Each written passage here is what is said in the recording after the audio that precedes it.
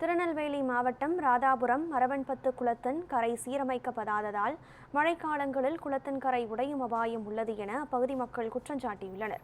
இதுகுறித்து நமது செய்தியாளர் பிராங்க்லின் விஜய் வழங்கிய கூடுதல் தகவல்களை தற்போது பார்க்கலாம்.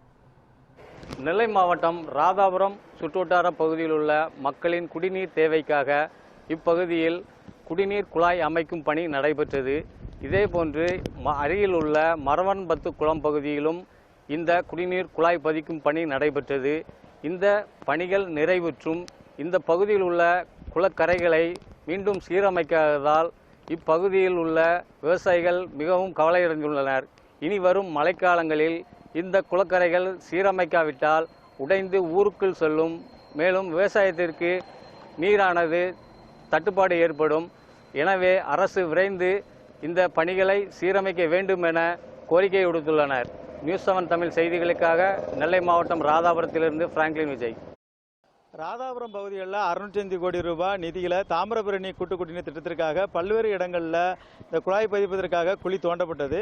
அதிலும் குறிப்பாக இந்த ராதாபுரத்தில் மரவன்பத்து குளம்னு சொல்லி ஒரு குளம் இருக்குது. இது ஒரு பொதுப்பணித்துறையோட குளம். இந்த குளத்து கரையில், அதாவது கரையிலே சைடு ஓரமாகவே தோண்டி இருக்கலாம் குழி. ஆனால் இவங்க அந்த கரையை முற்றிலுமாக சேதப்படுத்தி அந்த குடிநீர் குழாயை அமைச்சாங்க. ஆனால் மறுபடியும் இந்த கரையை சரி செய்து தருவேன்னு சொல்லி தான் அப்போதைக்கு சொன்னாங்க. ஆனால் இந்த குடிநீர் குழாயெல்லாம் இப்போ பதிச்சு முடிச்சாச்சு. இந்த பணிகள்லாம் ஓரளவுக்கு இந்த பகுதியில் முடிஞ்சிருச்சு. ஆனாலும் இந்த கரையை அவங்க அந்த சேதப்படுத்தின கரையை அவங்க என்ன சரி செய்தே தரல. முழுக்க முழுக்க எல்லா இடங்கள்லையுமே இந்த கரை பாதிக்கு மேலே உடஞ்சி கிடக்குது. இந்த குளம் நிரம்பிச்சு அப்படின்னா இந்த குளத்துல இருந்து ஏகப்பட்ட தண்ணிகள் ஊருக்குள்ளே தான் இது வெளியேறும். ஏன்னா இது அமைஞ்சிருக்கிறதே ராதாபுரத்தில் நடு ஊருக்குள்ள, அதுவும் அரசு அலுவலகங்கள் அமைந்திருக்கக்கூடிய பகுதியில் தான் இந்த குளம் இருக்குது. அதனால சம்பந்தப்பட்ட அதிகாரிகள், அதாவது இதை டெண்டர் எடுக்கக்கூடிய அதிகாரிகளை உடனடியாக இந்த குளத்தை கரையை சீர் செய்து தரணும் அப்படிங்கிறது தான் எங்கள் பகுதிகள் சார்பாக நான் கேட்டுக்கிறேன்.